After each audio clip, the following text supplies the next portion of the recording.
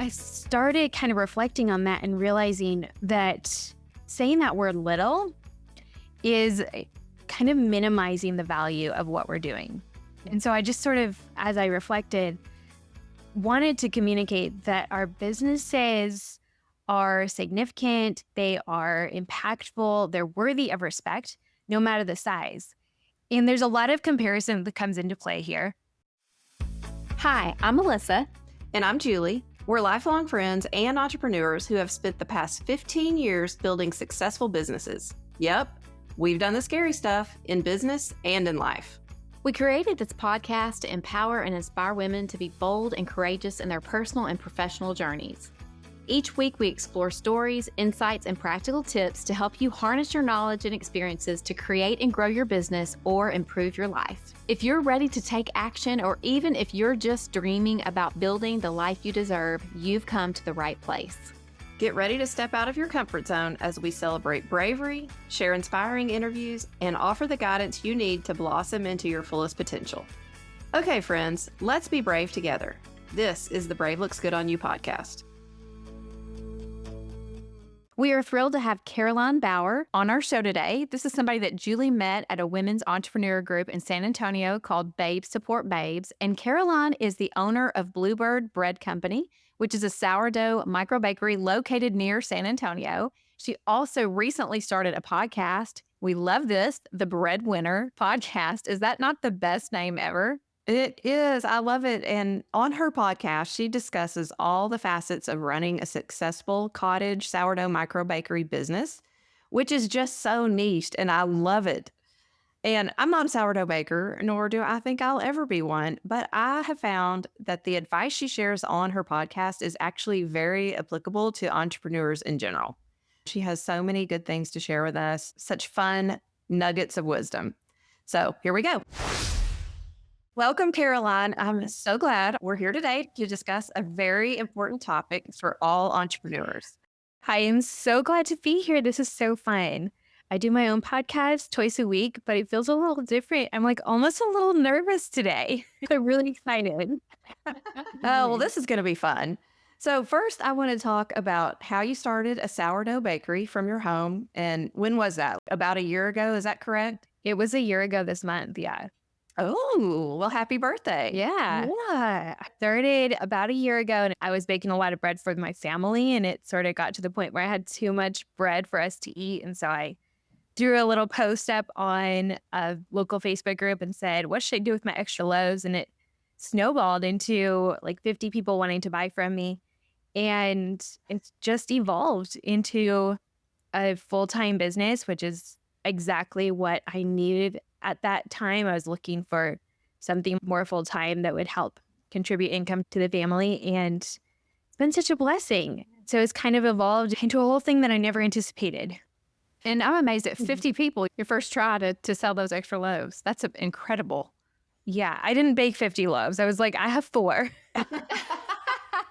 Get on my waiting list. That's a good way to start. Yeah.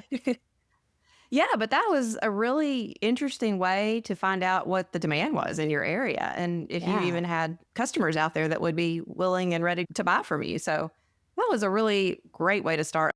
So you told me that you were looking around for some information about actually running the business side of your bakery, and you just couldn't really find anything out there. So you decided, you know what, I'm going to start a podcast to help women learn the very things that you had been researching and trying to learn yourself. Yes. So there really is not a lot of information online. There are a couple of Facebook groups, and they have thousands of people in them. So it's just this deluge of information. And so I spent an insane amount of time just like scouring those boards. The rabbit hole, right? Yeah, a total rabbit hole, just sifting through everything. And I knew there had to be a better way. And so it got to the point where I would see all these people asking questions in the group, and I'm like, I can answer that. And over thinking like, I can help with that. I can answer that. Sort of led me into researching, realizing there's not a single podcast in the sourdough micro bakery niche, which is very specific. Yeah. But I kind of felt like, I think this is an audience of probably around 10,000 people. They need a podcast. So I went ahead and did it. Tell us the name of the podcast, because this is really such a clever name. I love it. Thanks. It's called the Breadwinner Podcast. That's a great All name. right. Yeah. Okay, so speaking of the podcast, I was listening to one of your recent episodes called Speak Up, Embracing the Value of Your Micro Bakery Business. And you spoke about a topic that I feel very passionate about, and I knew I wanted to get you on here to break this down. So even if you don't know anything about the micro bakery business, this applies to anyone who has a business. So this is for everybody. So tune in.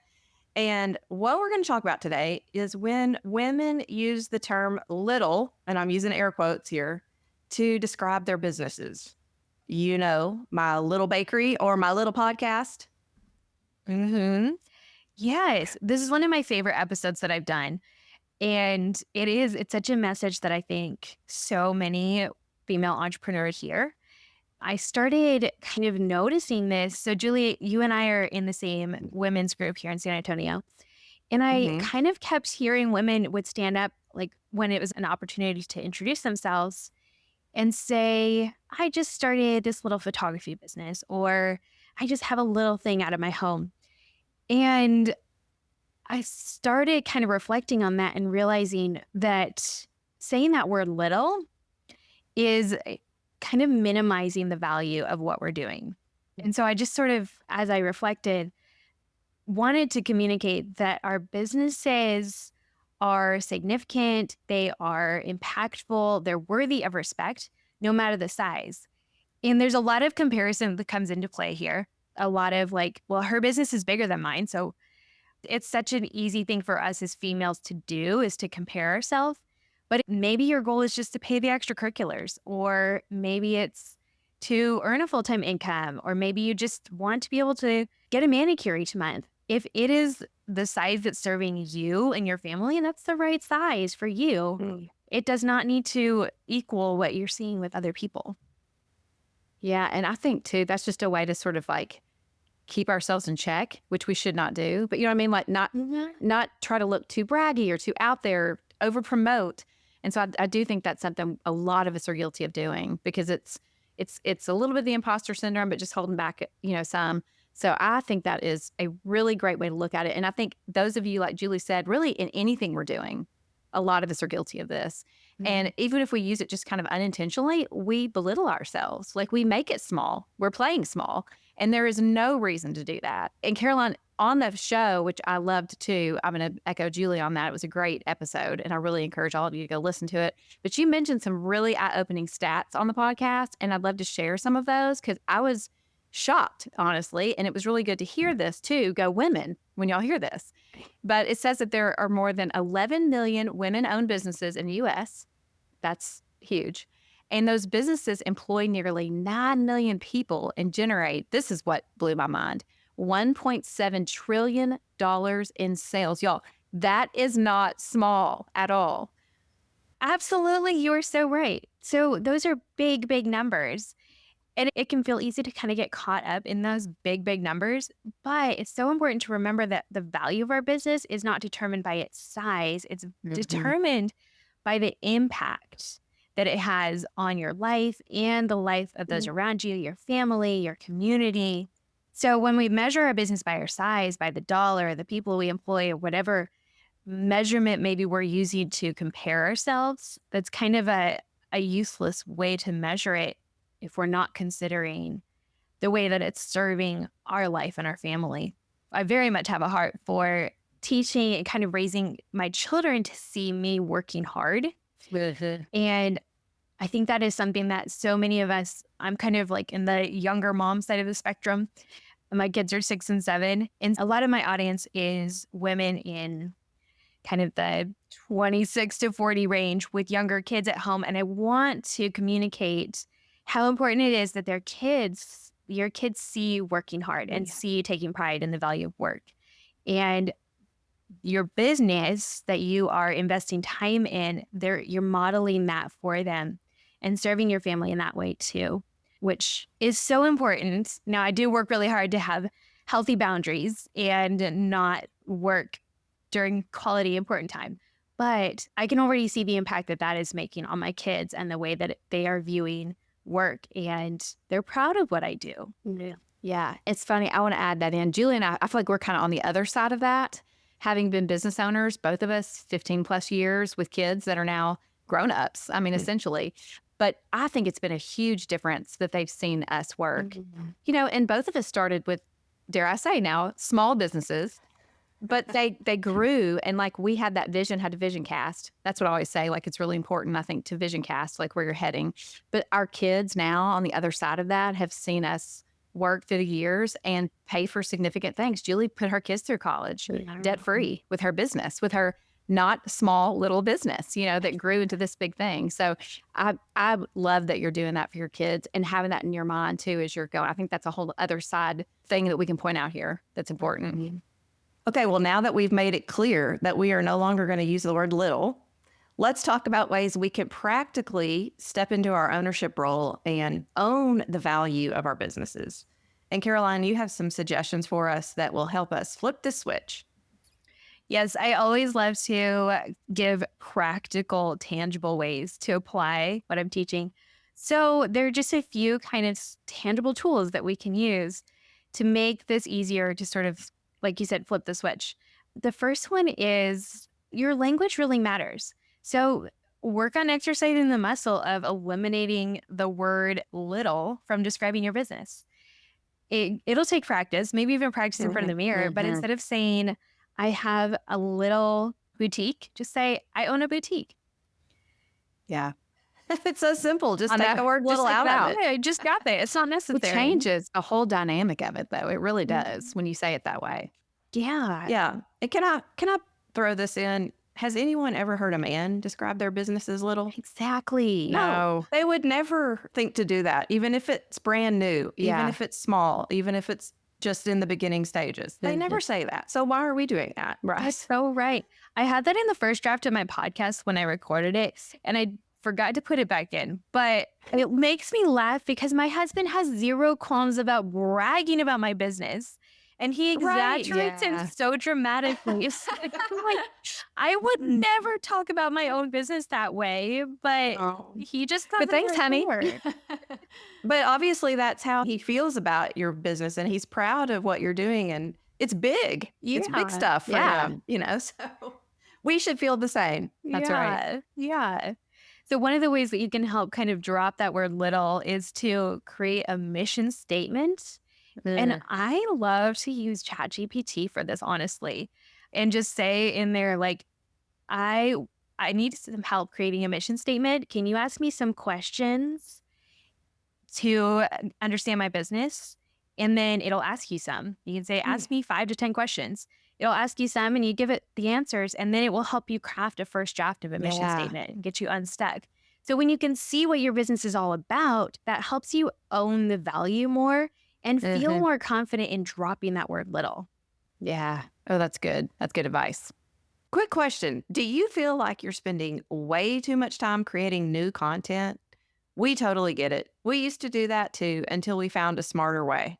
In our totally free course, Effortless Content Repurposing, Boost Your Reach with ChatGPT, you will find the secret sauce to getting more out of the content you've already created without the extra hours of work. Imagine taking one email newsletter and transforming it into Instagram posts, Facebook posts, and story and reel ideas all in minutes. Sound like magic? Well, it kind of is.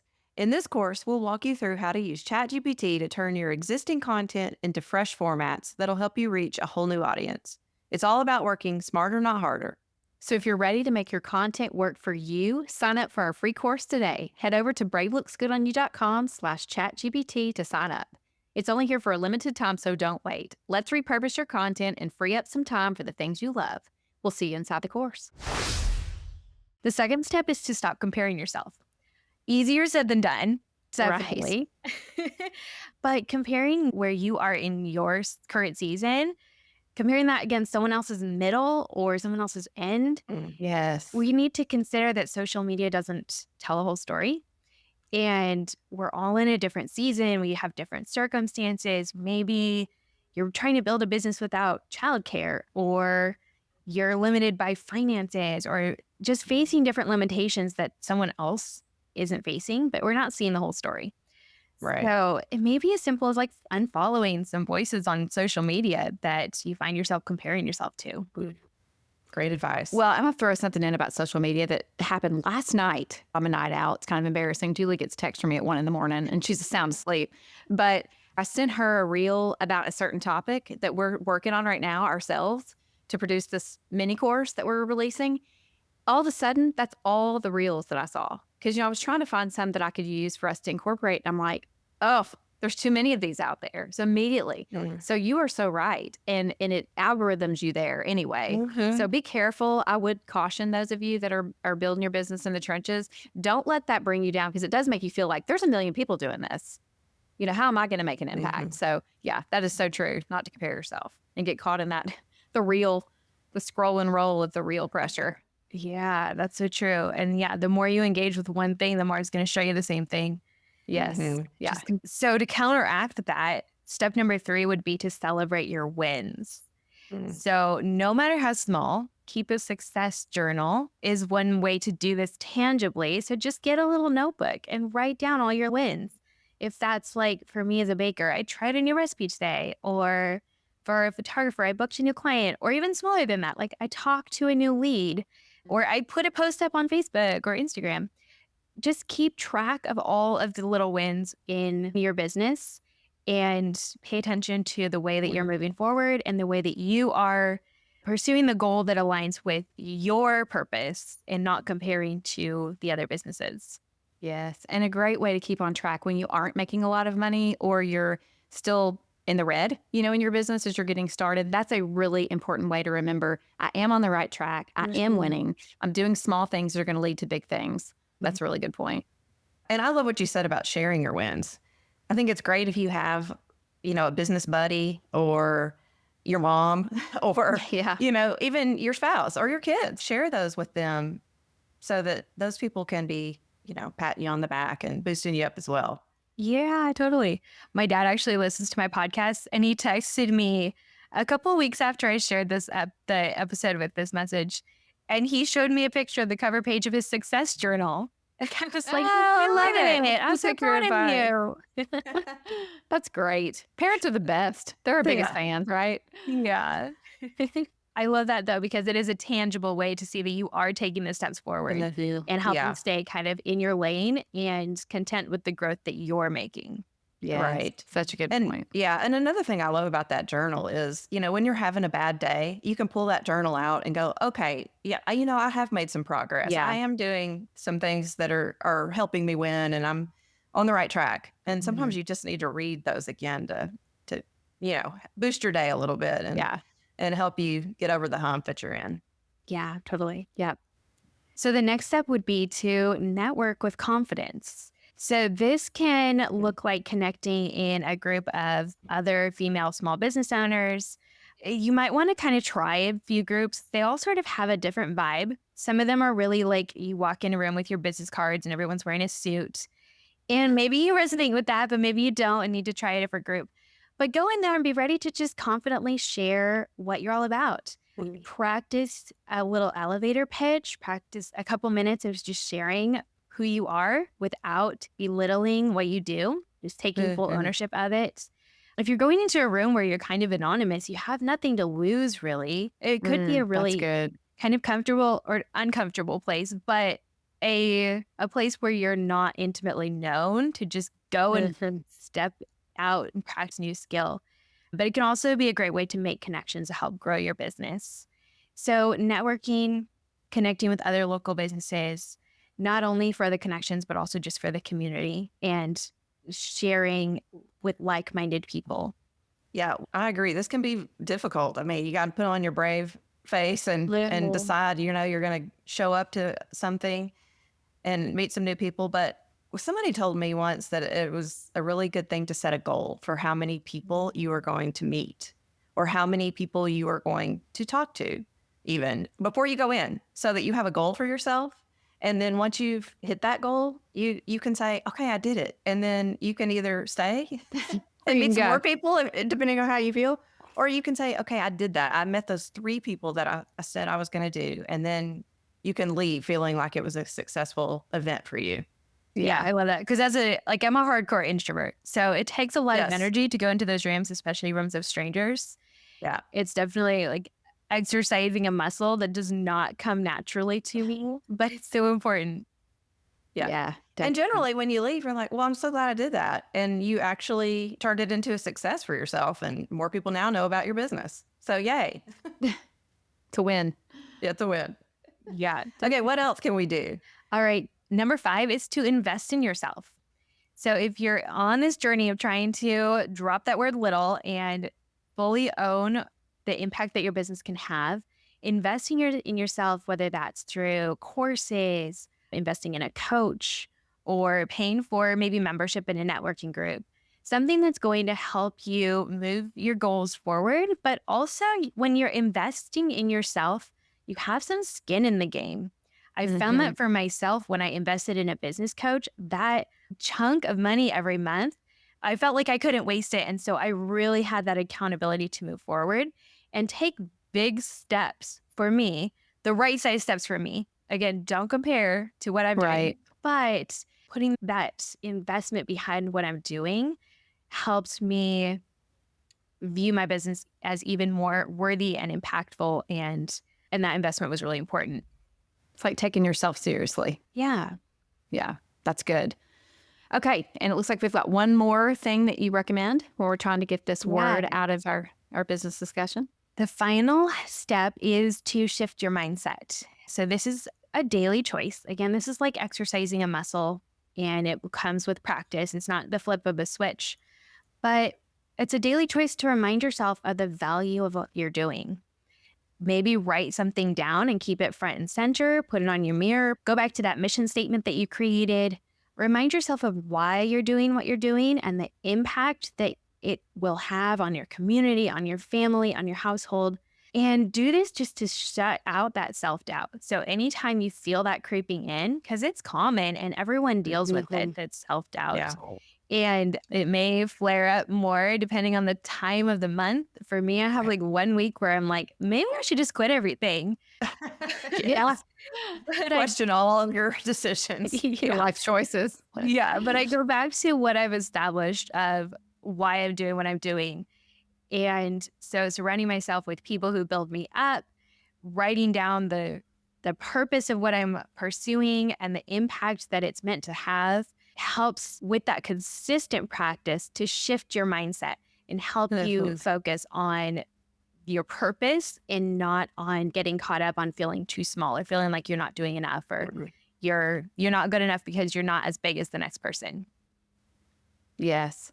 And that mindset shift is hard. It really is. If you've been in a business for a long time and this just has been your MO to just be small, play small, it's hard to shift that mind to say, this isn't small, this isn't little. So I love the idea of having some affirmation statements and just surrounding yourself with the right people that are lifters, not leaners. I always like to use those two words. Like they're there for you and want to see you succeed. So I think that is super important. And honestly, I love all these points and they're so helpful for all of us at whatever stage of business we're in. But also, it's been really fun, Caroline, to watch you grow your micro bakery over the last year because we've followed you, kind of stalked you on Instagram and seen what all you're up to. And it's very impressive. And I'm just going to do a side note here, has really nothing to do with anything, but I made my first order here. I am in Arkansas with someone that's doing something very similar to what you're doing. And I'm picking it up today. My bread. I'm so excited. Yeah. So I'm amazed by it because I'm one of those people. I love it, love watching it, enjoy the process, the starter thing, whole thing fascinates me. I'm not going to do it though. I'm going to buy from people like you that do it. So anyway, it is not little and it's going to be huge for my family this week. We'll have something good to eat. So anyway, back to you and talking about this, but I just love how creative you've been. And like you said, you saw a need and you're meeting it with your podcast. And many people would have been a little afraid maybe to niche down like that, to really be so specific in your podcast. But I think it's doing so well, which is super awesome to watch you cheer other people on that are doing what you're doing. It's innovative, it's unique and helpful. And I've learned a lot about listening to the podcast. I'm inspired by some of the things you talk about on there for sure. So, all right, we always ask this question, Caroline, every guest that comes on, but can you tell us about a time when you had to be really brave in your business? Yes.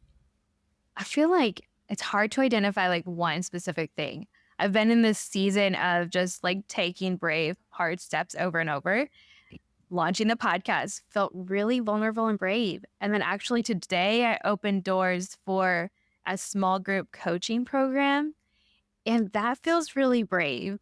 That feels like putting something out there, and then now it's a little bit out of my hands. And then also, I recently had an opportunity to work with a sponsor for my show. And so having that conversation and writing like the proposal email felt really scary. And I just take some really big, deep breaths as I clicked send on that email. But it's those big, brave steps, or the small but impactful brave steps that keep me moving forward. And it's worth it. Yeah, that's exciting. And if you didn't send that email, you would never have the opportunity for someone to say yes. Mm-hmm. So we just have to remind ourselves that we do have to put ourselves out there. We have to be brave, because people are not going to just be knocking at your door to ask for all the things you can do. You've got to put yourself out there to get those coaching clients and to get that advertiser. And well done. Way to be brave. Yeah. And would you say that the more brave you are, the easier it becomes to take the next step to being brave? It does. Yes. I've been seeing that just in the past several months, that it feels like this just series of brave, scary steps, but I've taken so many that it's like, okay, the next thing I do is be brave. And I've created momentum now. And so the ball is rolling and I'm just rolling with it. Yeah. That's great. That's a great statement. I'm just going to roll with it. So let's all be brave. Yeah. And it's a good pun too on your business for making bread. Just roll with it. Yeah. That's perfect. Well, I really love to hear that. And I really am inspired by what you're doing. And I love that you are niched and you are specific and you have a passion, obviously, for what you're doing, but also then to help other people as they build their own businesses. And I think that it is always great to see women just standing up for other women and helping them. So I challenge all of us to not use the word little. And when we talk about our business, that we really think about whatever we're doing specifically matters and it impacts the group we're trying to impact. So I think that's awesome. And we also are going to link your Breadwinner podcast in our show notes so our listeners can check that out and find you also on Instagram. She's got a really great Instagram and really fun to follow there. And so we'll link all that. If you happen to live near Bluebird, Texas, she actually has a way for you to order from her. So we'll link that as well, the Bluebird Bread Company. So we loved having you today and can't wait to watch where you grow from here and hear about that coaching business. That sounds really exciting too. And remember, you guys, that brave looks good on you. Bye, y'all. If you happen to live near, let me do it again. If you happen to live near, oh my gosh. I can't say it. Okay. Oh my goodness. Let me try that again. Take 5. Oh my Someone's gosh. honking at your house. Is Can you someone hear honking? that? Yeah. Yes. So sorry. We'll see y'all later. Bye.